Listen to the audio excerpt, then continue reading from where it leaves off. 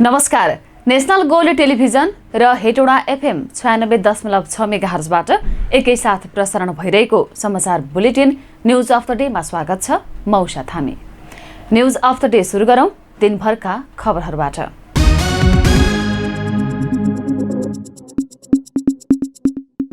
प्रधानमन्त्री केपी शर्मा ओलीले नागरिकले विश्वका कुनै पनि ठाउँमा रहेर मतदान प्रयोग गर्न पाउने अधिकारलाई सुनिश्चित गर्न सरकारले काम गरिरहेको बताउनु भएको छ। दक्षिण एसियाली निर्वाचन व्यवस्थापन निकाय सम्बन्धी मञ्च फेम्पोसाको 12औं सम्मेलनको बुधबार काठमाडौँमा उद्घाटन गर्दै उहाँले यस्तो बताउनु भएको हो। उहाँले नागरिकले जहाँ रहेर पनि आफ्नो मताधिकार प्रयोग गर्न पाउनुपर्ने र सोही अनुसारको उचित वातावरण बनाउन सरकारले प्रयास गरिरहेको बताउनुभयो। बचाइसराई जलवायु परिवर्तन र सामाजिक सञ्जालका अवसर र चुनौतीबीच देश विदेशमा रहेका जनताका चाहना र अपेक्षा बमोजिम निर्वाचन प्रक्रियालाई सहज बनाउन साझा प्रयास आवश्यक रहेको बताउनुभयो। उहाँले हरेक निर्वाचनले जनताको इच्छा र आकांक्षालाई प्रतिबिम्बित गर्ने भएकाले मताधिकारको सम्मान गर्नु हरेक राज्यको दायित्व भएको बताउनुभयो। We face significant challenges in ensuring that no citizen is disenfranchised due to their circumstances. We must explore ways to include our diaspora in the democratic process, ensuring their right to have a voice in the future of their homeland. Social media and artificial intelligence are revolutionizing the way we engage with voters and conduct elections. While these tools offer unparalleled opportunities for outreach and participation, they also bring risks of misinformation, disinformation, fake news, and manipulation that can erode trust in our democratic. प्रधानमन्त्री ओलीले सामाजिक सञ्जालले मतदाताको अधिकारलाई सुसूचित गर्न सघाउनुका साथै मिथ्या सूचना, गलत सूचना र घृणास्पद अभिव्यक्ति प्रवाह पनि गरिरहेको सन्दर्भमा विगतका निर्वाचन व्यवस्थापनका कमजोरीबाट सिक्दै लोकतान्त्रिक मूल्य मान्यताका साथ स्वच्छ, स्वतन्त्र, जवाफदेही र पारदर्शी निर्वाचनको दायित्व पूरा गर्न सके आम जनताको मताधिकारको सम्मान हुने बताउनुभयो। कानून, न्याय तथा संसदीय मामिला मन्त्री अजय कुमार चौरसियाले सरकारले राम्रो कानून बनोस् भन्ने कुरामा यथेष्ट ध्यान दिएको बताउनु भएको छ। बुधबार संसद प्रतिनिधि सभा अन्तर्गतको कानून, न्याय तथा मानवाधिकार समितिको बैठकमा विधायन सम्बन्धमा व्यवस्था गर्न बनेको विधेयकमाथि सांसदहरूले उठाएका प्रश्नको जवाफ दिने क्रममा उहाँले सो कुरा बताउनु भएको हो। मन्त्री चौरसियाले सो विधेयकले पनि कानून निर्माणका लागि संसदलाई अझ बढी अधिकार दिने व्यवस्था राखेको उल्लेख गर्नुभयो। पार्लियामेन्टलाई पनि अझ सशक्त ढङ्गले कानून बनाउन अधिकार दिने व्यवस्था सो विधेयकले गरेकाले कानून निर्माणको प्रक्रिया अझ बढी प्रभावकारी हुने उहाँको विश्वास रहेको छ। पारदर्शी बनाउने कुरा, व्यवस्थित बनाउने कुरा, गुणस्तरीय बनाउने कुरा र अझ यसलाई यो कानून बनाउने कुरालाई अझ व्यवहारिक बनाउने कुरा र अन्तर्राष्ट्रिय प्रचलनलाई पनि र सरकारवालालाई समेत छलफल गरेर अझ राम्रो कानून बनोस् र पहिलोचोटि यो कानूनले सरकारलाई पनि बाधेको छ, पार्लियामेन्टलाई अझ बढी सशक्त ढङ्गले कानून बनाउने अधिकार दिने व्यवस्था गरेको छ र यसले कानून निर्माणको प्रक्रिया जुन छ त्यसलाई अझ व्यवस्थित गर्ने छ भन्ने म आशा राख्दछु। मन्त्री चौरसियाले कानून निर्माणको कामलाई अझ पारदर्शी, व्यवस्थित र गुणस्तरीय बनाउने कुरामा सरकारले अन्तर्राष्ट्रिय प्रचलनलाई ध्यान दिएर अघि बढ्ने प्रतिबद्धता व्यक्त गर्नुभयो। उहाँले कानून निर्माणको प्रक्रियालाई व्यावहारिक रूपमा झै अझ बलियो बनाउनका लागि विधायन सम्बन्धमा व्यवस्था गर्न बनेको विधेयक सरकारले संसदमा ल्याएको दावी समेत गर्नुभयो। मन्त्री चौरसियाले सरकारवालाहरूको सुझावलाई कानून निर्माण प्रक्रियामा विशेष ध्यान सरकारले दिने पनि बताउनुभयो। कृषि तथा पशुपन्छी विकास मन्त्री रामनाथ अधिकारीले बाली बिमाका लागि प्रवर्धनात्मक तथा सचेतनामूलक कार्य अघि बढाएको बताउनु भएको छ। मन्त्रालयमा प्रदेशका कृषि मन्त्रीहरूसँगको छलफलका क्रममा उहाँले यस्तो बताउनु भएको हो। उहाँले बाली बिमालाई व्यवस्थित गर्दै लैजाने उद्देश्य पनि भएको बताउनु भएको छ। उहाँले अनुदानको विषयमा कृषि तथा पशुपन्छी विकास मन्त्रालयमाथि लाग्दै आएको आरोप मेटाउन अब पालिका तह प्रदेश तहसँग समन्वय गरी एउटा संयन्त्र बनाउने र अनुदानको व्यवस्थापन गर्ने सोच मन्त्रालयले बनाएको बताउनु भएको छ। उहाँले लगानी दशकको सफलताका लागि सबैले पहल गर्नुपर्ने आवश्यक रहेको उल्लेख गर्नुभयो।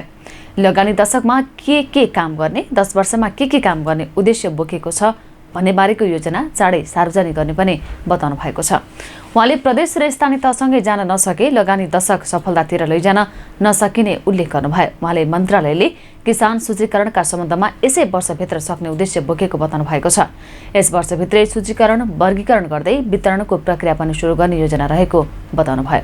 किसान सूचीकरणका सम्बन्धमा हामीले यसै वर्षभित्र सक्ने उद्देश्य बोकेका छौँ।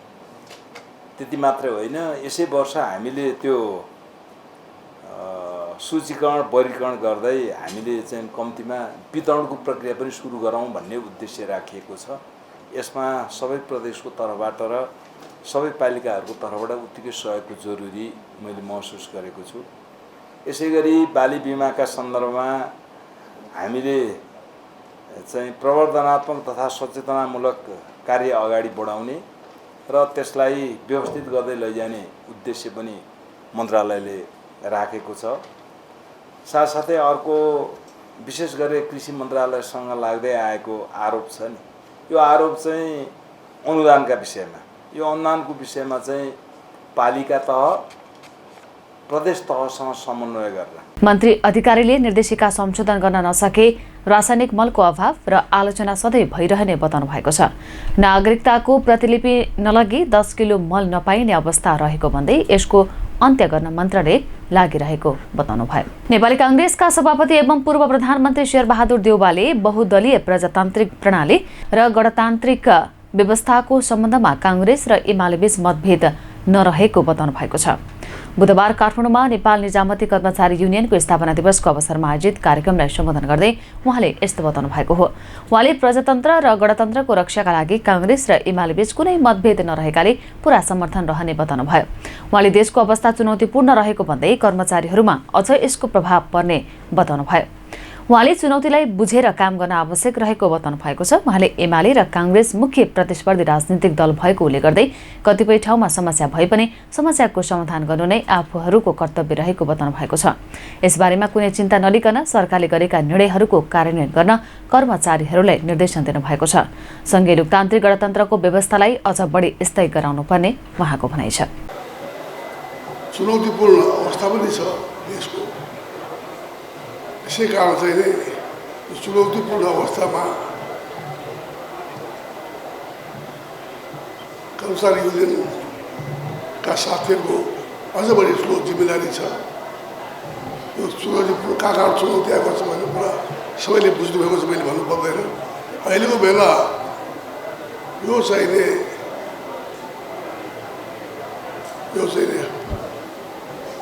प्रजातान्त्रिक प्रणाली छ। यो प्रजातान्त्रिक प्रणालीलाई हामीले जोगाउनु छ, यसमा चाहिँ हामी सबै लाग्नु छ। यसका सम्बन्धमा आफ्ना मतभेद होलान्, एमाले पार्टीसँग कांग्रेस पार्टीको एमालेसित होलान्, तर एउटा कुरामा यो बहुदलीय प्रजातान्त्रिक प्रणाली र गणतन्त्र व्यवस्थाको सम्बन्धमा कुनै पनि दुईवटा पार्टी बिच कुनै मतभेद छैन र हामी पुरा त्यसमा चाहिँ समर्थन छ हाम्रो। त्यसै कारण छैन, अरू खास कुरामा हाम्रो एउटै धारणा भएको हुनाले यसमा गर्ने कुरा छैन। सभापति देउवाले निजामती कर्मचारी स्थायी सरकार भएको बताउनु भएको छ। उहाँले कर्मचारी भइसकेपछि सरकारको निर्णय मान्नुपर्ने बताउनुभयो। सरकारको निर्णय लागू गर्न कर्मचारीको कर्तव्य भएको बताउनुभयो। नेकपा माओवादी केन्द्रका अध्यक्ष पुष्पकमल दाहाल प्रचण्डले त्यसलाई 2 दलीय शासनतिर लैजान खोजेको भन्दै त्यसलाई रोक्न जनतालाई सुसूचित गर्नुपर्ने बताउनु भएको छ। बुधबार पार्टीको अनुशासन आयोग, निर्वाचन आयोग र लेखा आयोगको संयुक्त बैठक समापनको कार्यक्रममा बोल्दै अध्यक्ष प्रचण्डले देशलाई 2 दलीय शासनतिर लान खोजिएको बताउनु भएको अध्यक्ष प्रचण्डको भनाइलाई उद्धृत गर्दै पार्टीका प्रवक्ता अग्निप्रसाद सापकोटाले जानकारी दिनुभएको छ। उहाँले पार्टी कार्यकर्ता र जनतालाई प्रशिक्षित गर्दै पार्टी एकताबद्ध भएर अगाडि बढ्नुपर्ने बताउनुभयो। बैठकपछि सञ्चारकर्मीहरूसँग कुराकानी गर्दै प्रवक्ता सापकोटाले अध्यक्ष प्रचण्डले सबै प्रतिपक्षलाई समाहित गर्दै अघि बढ्नुपर्ने बताएको जानकारी दिनुभएको छ। त्यस्तै संसदमा माओवादी केन्द्रको भूमिकालाई अझ प्रभावकारी बनाउनु पर्नेमा पनि प्रचण्डले जोड दिनुभएको उहाँको भनाइ छ। हाम्रो पार्टीको अध्यक्षले आज आफ्नो मन्तव्य राख्दै गर्दाखेरि के भन्नु भने संसदलाई अब सबै प्रतिपक्षहरूलाई चाहिँ समाहित गर्दै संसदमा भएको हाम्रो शक्तिलाई पनि प्रभावकारी बनाउने, त्यसको साथसाथै अन्य फोरमहरूमा पनि सरकारका जनविरोधी क्रियाकलापहरू र जुन भ्रष्टाचारको अभियान अगाडि बढेको थियो त्यो भ्रष्टाचार विरुद्धको अभियान रोकिएको छ। अहिले रोकिएको मात्रै होइन, कतिपय उसलाई त भ्रष्टाचारको चाहिँ कुराहरू चाहिँ छोपछाप पार्ने अथवा त्यसलाई चाहिँ एक प्रकारले चाहिँ अब ढाकछोप गर्नेतिर लागिरहेको छ। यो परिस्थितिमा हामीले अब पहिलो कुरा त अहिले प्रथम चरणमा पार्टीका कार्यकर्ताहरूलाई पनि र आम जनतासम्म नै वर्तमान परिस्थितिका जटिलताहरू, पेचिलोपन जस्तो राष्ट्रियताकै सन्दर्भमा, त्यसै गरी यो जनतन्त्रको लोकतन्त्र भनौँ न, लोकतान्त्रिक मूल्य मान्यता आदर्श पनि कमजोर हुँदै गइरहेको छ। अब दुई दलीय शासनतिर देशलाई लान खोजिँदैछ, त्यसले चाहिँ अलिकति अधिनायकवादतिर लाने सङ्केत देखा परेको छ। सञ्चारकर्मीहरूको प्रश्नको जवाफ दिँदै प्रवक्ता सापकोटाले प्रधानमन्त्री केपी शर्मा ओलीले जनयुद्धलाई हिंसा भन्नु अब संविधान विपरीत भएको बताउनु भएको छ। प्रधानमन्त्रीले बृहत शान्ति सम्झौताको विपरीत बोल्नु भएको उहाँले बताउनुभयो। उहाँले नेकपा हुँदा दस्तावेजमै जनयुद्धलाई सशस्त्र सङ्घर्ष लेखिएको भन्दै सो कुरा बिर्सिएर जनयुद्धलाई हिंसा भन्नुमा बदनियत रहेको बताउनुभयो। प्रवक्ता सापकोटाले सरकारको गतिविधिका कारण यो सरकार दलाल पुञ्जीपति, बिचौलिया र माफियाहरूको पक्षमा छ भन्ने स्पष्ट भएको समेत बताउनुभयो। भाषा आयोगको आर्थिक वर्ष 2080-81 को वार्षिक प्रतिवेदन राष्ट्रपति रामचन्द्र पौडेललाई बुझाइएको छ। बुधबार राष्ट्रपति भवन शीतल निवासमा पुगेर आयोगले प्रतिवेदन बुझाएको हो। प्रतिवेदन बुझाइसकेपछि सञ्चारकर्मीसँग कुरा गर्दै भाषा आयोगका अध्यक्ष डाक्टर गोपाल ठाकुरले आयोगको 8औं प्रतिवेदन आर्थिक वर्ष 2080-81 को वार्षिक प्रतिवेदन राष्ट्रपति पौडेललाई बुझाइएको बताउनुभयो। उहाँले प्रतिवेदनमा भाषा आयोगले गरेका काम, भाषा आयोगले गरेका सिफारिस र आयोगलाई परेका कठिनाइहरूका बारेमा उल्लेख गरिएको बताउनु भएको छ। आयोगले 2080-81 मा कार्यक्रमतर्फ बजेट शून्यता रहेको गुनासो गर्दै अपेक्षाकृत रूपमा कार्यक्रमहरू अघि बढाउन नसकेको बताउनु भएको छ। उहाँले आदिवासी भाषा दशक सन् 2022 देखि 2032 मा अपेक्षित काम गर्न नसकेको, लोप हुन लागेका भाषाहरूको रक्षाका लागि त्यसमा गर्नुपर्ने अभिलेखीकरणका कामहरू, भाषाको पुस्तान्तरणका लागि सञ्चालित हुँदै आएका कक्षाहरू अघि बढाउन नसकेको जिकिर गर्नुभयो। नेपालको संविधानको धारा 287 अनुसार गठन भएको भाषा आयोग एउटा संवैधानिक आयोग हो र संवैधानिक आयोगले गर्नुपर्ने आफ्नो कर्तव्य अन्तर्गत नेपालको संविधान तथा भाषा आयोग ऐन 2074 अनुसार हामीले हरेक आर्थिक वर्ष सकेको 3 महिनाभित्र आफूले गरेका कामहरूको बारेमा वार्षिक प्रतिवेदन बुझाउने हाम्रो दायित्व हो, हाम्रो अभ्यास हो। हाम्रो त्यही दायित्व र अभ्यास अनुसार आर्थिक वर्ष 2080-81 को वार्षिक प्रतिवेदन जो हाम्रो भाषा आयोगको 8औं प्रतिवेदन हो, यो आज सम्माननीय राष्ट्रपतिज्यू समक्ष हामीले प्रस्तुत गरेका छौं। यो प्रतिवेदनमा खास गरिकन 2080-81 मा त हामीले गरेका कुराकानीहरू, कामहरू चाहिँ छँदैछन्, तर भाषा आयोगले अहिलेसम्म जे कामहरू गर्दै आएका छन् त्यसको पनि संक्षिप्त झलक यहाँहरूले पाउनुहुन्छ। बजेट अभावका कारण अनुसन्धान गरिरहेका कयौं अमूल्य निधिहरूको प्रकाशन गर्न नसकेको पनि बताउनु भएको छ। नेपालको संविधानको धारा 287 अनुसार भाषा आयोग गठन भएको थियो। राष्ट्रिय जनगणना 2078 अनुसार देशमा 124 भाषाहरू बोलिन्छन्। विधायन सम्बन्धमा व्यवस्था गर्न बनेको विधेयक संसदीय समितिबाट पारित भएको छ। बुधबार सिंहदरबारमा बसेको संघीय संसद प्रतिनिधि सभा अन्तर्गतको कानुन न्याय तथा मानवाधिकार समितिको बैठकले सो विधेयक संशोधन सहित पारित गरेको हो। सो विधेयक सम्बन्धी समितिको प्रतिवेदनको मस्यौदालाई आवश्यक संशोधन सहित पारित गरिएको समितिकी सभापति विमला सुवेदीले जानकारी दिनुभएको छ। साथै समितिको बैठकले सो विधेयक प्रतिनिधि सभाको आगामी बैठकमा पेश गर्नका लागि सभामुख देवराज घिमिरेलाई अनुरोध गर्ने निर्णय पनि गरेको छ। मान्य सदस्यहरू, समितिको आजको बैठकमा पेश भएको विधायन सम्बन्धमा व्यवस्था गर्न बनेको विधेयक सम्बन्धी समितिको प्रतिवेदनको मस्यौदालाई प्रस्तुत आवश्यक परिमार्जन सहित पारित भएको घोषणा गर्दछु। मान्य सदस्यहरू, समितिको आजको बैठकबाट पारित भएको परिमार्जन सहित पारित भएको समितिको प्रतिवेदनलाई प्रतिनिधि सभाको आगामी बैठकमा पेश गर्ने व्यवस्था मिलाइदिनका लागि सम्माननीय सभामुख ज्यू समक्ष पत्रसाथ अनुरोध गरिने बेहोरा मान्य सदस्यहरूलाई अवगत गराउँदछु। बैठकमा समितिका सदस्यहरूले सरकारले दिएको कार्यतालिका अनुसार कानुन निर्माण कार्यलाई बाध्यकारी बनाउनु पर्नेमा जोड दिएका थिए। प्रमुख प्रतिपक्ष दल नेकपा माओवादी केन्द्रका सांसद पूर्णबहादुर घरतीले सरकारले तय गरेका कार्यक्रमलाई कार्यान्वयन गर्न पनि सरकारले समयमै कानुन निर्माणको काम सम्पन्न गर्नुपर्ने भएकाले ती विषयलाई पनि कानुनमा समेटेर अघि बढ्न आवश्यक रहेको बताउनुभयो। यो सरकारले दिएको कार्यतालिका अनुसार कानुन निर्माण गर्ने प्रक्रियालाई बाध्यात्मक बनाउन सकियो भनेपछि त्यो अलिक व्यवस्थित हुन्छ कि भन्ने तर्क मलाई किन पनि लाग्यो जस्तै दुई चारवटा उदाहरणहरू। जस्तै हामीले गाँजा सम्बन्धी कुरा विधेयकमा हामीले ल्यायौँ, बजेट भाषणमै भन्यौँ, त्यो त बन्यो, त्यो सम्बन्धी नियमै बनेको छैन, कसरी कार्यान्वयन हुन्छ भने त्यसको त बाध्यात्मक अवस्था भयो भने यति समयभित्र त्यो नियम बनाउनु पर्यो।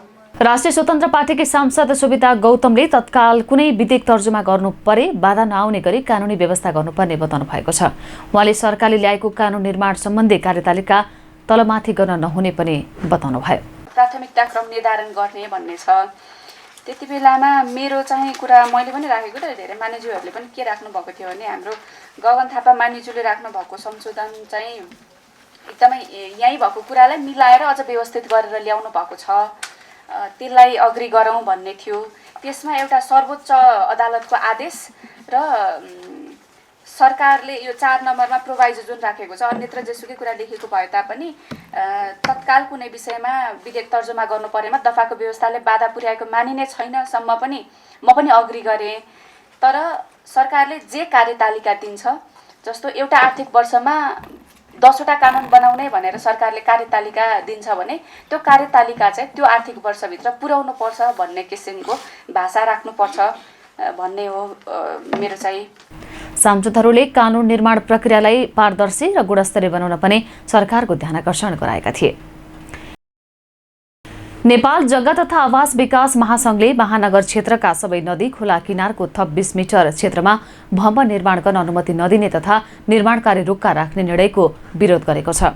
महासंघले काठमाडौँ महानगरपालिकाका मेयर बालिन्द्र शाहको नेतृत्वमा हालै भएको निर्णयको विरोध गरेको हो। काठमाडौँ महानगरपालिकाको मेयर स्तरीय निर्णय अनुसार महानगर क्षेत्रका सबै नदी खोला किनारको थप 20 मिटर क्षेत्रमा भवन निर्माण गर्न अनुमति नदिने तथा निर्माण कार्य रोक्का राख्ने निर्णय गरेको थियो। सो निर्णयको महासंघले विरोध गरेको हो। महासंघका अध्यक्ष भेषराज लोहनीले महानगरको निर्णयबाट लाखौं जनता एवं घरजग्गा व्यवसायहरू प्रभावित हुने भन्दै तत्काल निर्णय सच्याउन आग्रह गर्नुभएको छ। काठमाडौँ महानगरपालिकाका प्रमुखको निर्णय बमोजिम भन्दै गत श्रावण 24 गते एउटा सूचना प्रकाशित भयो, जुन सूचना बमोजिम नदी किनारका अघि हामी माथिले चर्चा गरे बमोजिमका सम्पूर्ण नदी किनारका थप 20 मिटर मापदण्ड जारी भएको र त्यो 20 मिटरमा चाहिँ निर्माण कार्य गर्नलाई नक्सा पास नगर्ने र निर्माण कार्य समेत रोक्ने भन्ने सूचनाले सर्वसाधारण घरजग्गा व्यवसायी ब्याङ्किङ सेक्टर सबै क्षेत्र आतंकित भएको छ। उहाँले नेपाल सरकारबाट मिति 2065 साल मङ्सिर 1 गते निर्धारित बागमती, विष्णुमती तथा मनोहरा नदी किनाराको हकमा 20 मिटर र अन्य नदी खोला किनाराका हकमा सोभन्दा कम छोड्नुपर्ने मापदण्डलाई अनुचित ठहर गर्दै सो बाहेक नै सबै नदी खोलाहरू समान रूपमा थप 20 मिटर छोड्नुपर्ने भने सर्वोच्च अदालतले गरेको आदेश कार्यान्वयन नै हुन नसक्ने बताउनुभयो। उहाँले यसबाट लाखौं परिवार विस्थापित हुने उल्लेख गर्नुभएको छ। अध्यक्ष लोहनीले थप 20 मिटरका क्षेत्रका घरजग्गा धितो राखी कर्जा लिने दिने सर्वसाधारण जनता तथा घरजग्गा व्यवसायी र बैंक तथा वित्तीय संस्थाहरू समेत समस्यामा पर्ने बताउनुभयो। उहाँले महानगरको निर्णयले जग्गाको मुआब्जा लाग्ने भई राज्य कोषबाट उक्त ठूलो रकम बेहोर्न नसक्ने अवस्था सृजना गर्ने परमादेशको भरमा काठमाडौँ महानगरपालिकाले गरेको निर्णयले जनमानसमा भ्रम सृजना गरेको बताउनुभयो। र यो हाम्रो दृष्टिकोणमा सरकारले कार्यान्वयनै गर्न नसक्ने किसिमको यसको लागि चाहिँ मुआब्जै दिन नसक्ने, मुआब्जै चाहिँ खरबौं रुपियाँ मुआब्जा लाग्ने परिस्थिति भएको र कार्यान्वयन हुन नसक्ने विषय र कानुन समेत नबनेको परिस्थितिमा यसरी सूचना जारी हुँदैन र त्यो सूचना खारिज हुनुपर्छ। दिएको परमादेश बमोजिम नेपाल सरकारले कानुन बनाएर कार्यान्वयन गर्न सक्ने अवस्था हो भने नेपाल सरकारले विचार गर्ला, त्यो नेपाल सरकारको विषय रह्यो।